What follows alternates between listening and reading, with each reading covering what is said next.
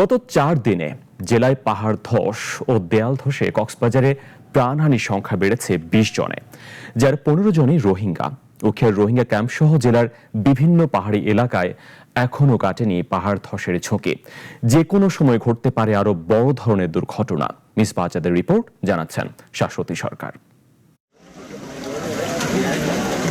টানা কয়েকদিনের ভারী বর্ষণ ও পাহাড়ি ঢলে প্লাবিত কক্সবাজারের বিস্তীর্ণ নিম্নাঞ্চল। পানিবন্দির পাশাপাশি ঘটছে পাহাড় ধসের ঘটনাও, ঘটছে একের পর এক প্রাণহানি।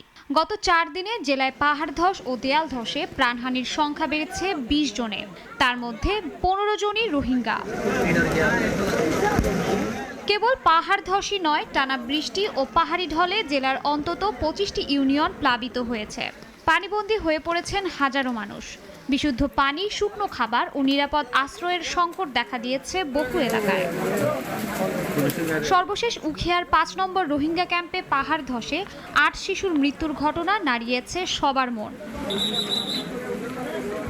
প্রত্যক্ষদর্শীরা বলেন, দুপুরে ক্লাস চলাকালে কোরআন তিলাওয়াতরত অবস্থায় শিশুদের উপর নেমে আসে এই ভয়াবহ বিপর্যয়। পাহাড় ধসে একটি মহিলা মাদ্রাসা ও হেফজখানা মাটি চাপা পড়ে নিহত হয়েছেন 8 শিশু শিক্ষার্থী। আহত হন আরও অনেকে। স্থানীয়দের তথ্য অনুযায়ী দুর্ঘটনার সময় মাদ্রাসাটিতে প্রায় 40 থেকে 50 জন শিক্ষার্থী উপস্থিত ছিলেন। কয়েক সেকেন্ডের মধ্যেই তিলাওয়াতের সুর থেমে চারদিকে শুরু হয় আর্তচিৎকার। বা কোরআনি হাফেজ ওই যে নিলা ফাঁকা ওই যে নিলে মারা হইয়ে আর সকালে দিবলা বলি হয়, আর যদি না পারে জলদি তো জলদি আর কান দেশের সময় টেম্পারারি লাইটের বলা হয়। খবর পেয়ে ধ্বংসস্তূপ থেকে উদ্ধার অভিযান শুরু হয় বলে জানায় শরণার্থী ত্রাণ ও প্রত্যাবাসন কমিশন।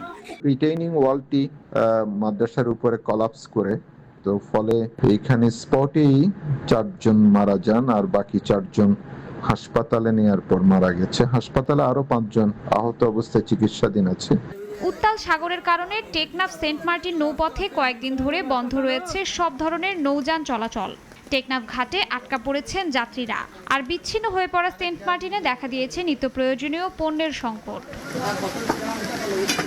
শাশ্বতী সরকার, নাগরিক।